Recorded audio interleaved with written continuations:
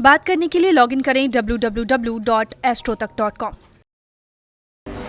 अब ये जानते हैं कि नवरात्रि में नियम क्या हैं और कलश स्थापना के नियम क्या हैं। नवरात्रि में जीवन के समस्त भागों और समस्याओं पर नियंत्रण किया जा सकता है। नवरात्रि के दौरान हल्का और सात्विक भोजन ग्रहण करना चाहिए। नियमित खान पान में जौ का और जल का प्रयोग जरूर करना चाहिए। नवरात्रि के दिनों में तेल, मसाला और अनाज कम से कम खाना चाहिए। कलश की स्थापना करते समय जल में एक सिक्का डालें, कलश के मुख पर नारियल रखें और कलश पर मिट्टी लगा करके जौ बोना चाहिए। कलश के निकट अखंड दीपक जरूर जलाना चाहिए, या तो घी का या तो तिल के तेल का।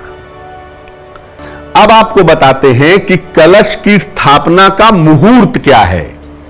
देखिए, कलश की जो स्थापना होती है यह होती है चैत्र शुक्ल पक्ष की प्रतिपदा तिथि को। अब ये जानते हैं कि नवरात्रि के पहले दिन माता शैलपुत्री की पूजा कैसे करेंगे। पूजा के समय लाल वस्त्र धारण करिए, घी का एक मुखी दीपक माता के सामने जलाइए और माता को लाल फूल और लाल फल अर्पित करिए।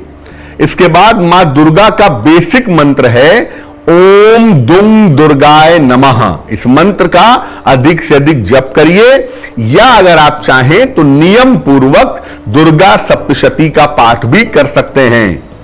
नवरात्रि में रात की पूजा ज्यादा फलदायी होती है, इसलिए रात के समय पूजा करने का, ध्यान करने का, उपासना करने का प्रयास जरूर करिए। तो आज हमने नवरात्रि के प्रथम दिन की कलश स्थापना की और पूजा विधान की बात की। अब जान लेते हैं क्या है आज की सलाह।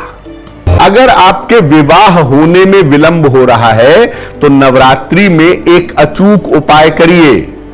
अपनी उम्र के बराबर लौंग ले लीजिए, लौंग टूटी हुई नहीं होनी चाहिए। लाल धागे में इसको बांध करके माला की तरह बना लीजिए। इस माला को माता दुर्गा के गले में पहना दीजिए। शीघ्र विवाह की प्रार्थना करिए, आपका विवाह जल्दी होगा।